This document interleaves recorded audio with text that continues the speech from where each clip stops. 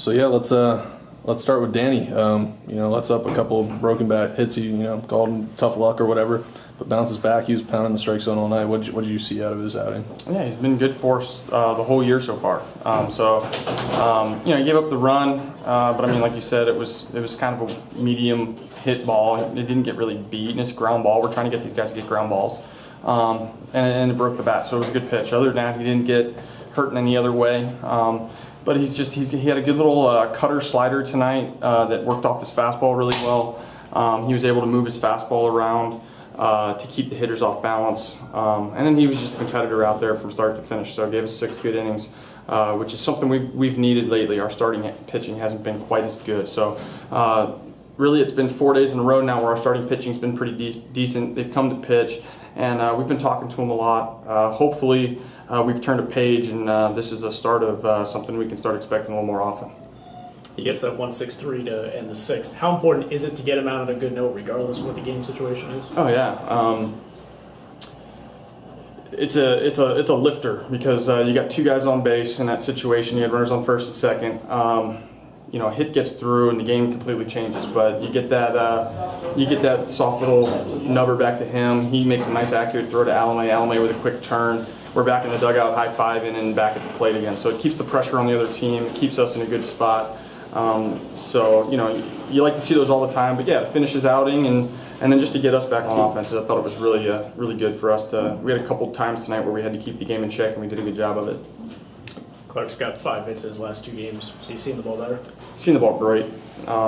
We worked on something simple with him, just getting his front foot down a little bit earlier and seeing the ball, and it took probably a week for him just to get used to that. And what it's doing is it's just allowing him to see the pitches better. So he's getting his front foot down, and right now he's picking and choosing what he wants to swing at. He's got a really good idea of what the pitch is and where it's going to be, and I think that's playing out through the results. So it's a process thing. He's just got to keep the process going, and the results will follow the process. With Hunter, he landed one in the visitors' bullpen there. Mm-hmm. What have you seen out of his power game? I mean, it looked like a pretty compact swing, but I mean, has he been trying to emphasize that aspect of his game? I don't know if he's trying to emphasize it. He's just a strong guy. When he barrels it up, it goes. So the big thing for him is just stay in control of yourself, because when you find barrel, you hit the ball really hard. He's a good little hitter. He's got a feel for what he's doing in terms of hand-eye, finding barrel. Now it's just a matter of him, as he gets older, getting a better idea of what he wants to hit where. Because the skills are there. Now it's just a matter of creating a professional approach that will work with all pitches and all spots and using all parts of the field.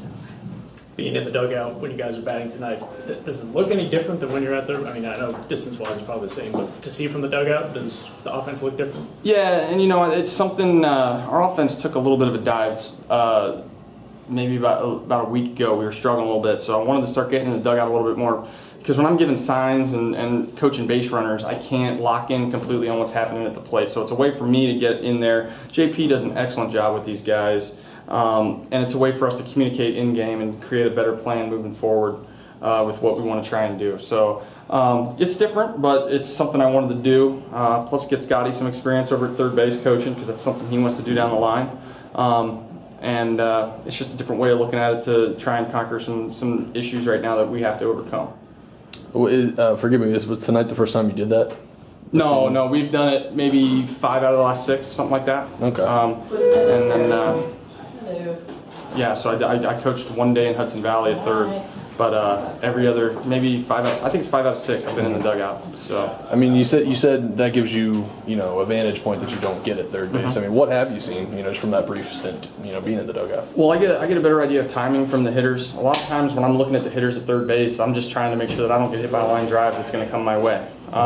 Whereas in there, I can lock in on timing. I can see when the pitcher starts. I can get more accurate times on pitchers coming home. So if we want to start stealing, because we need to start getting a little more active on the bases. I'm trying to pick up things on pitchers and hitters right now, that are hard to stay locked onto when you coach at third base. So just a little adjustment we made. Gotti's well capable of doing third, and for me, it also gives me an idea of our dugout culture, because I'm trying to get a feel how these guys are. What the feeling in the dugout is. So when I'm at third, I don't get that. There's a lot of advantages of being in there. So it might not be all year, but something right now we like. Gotcha. Thank you. Thanks.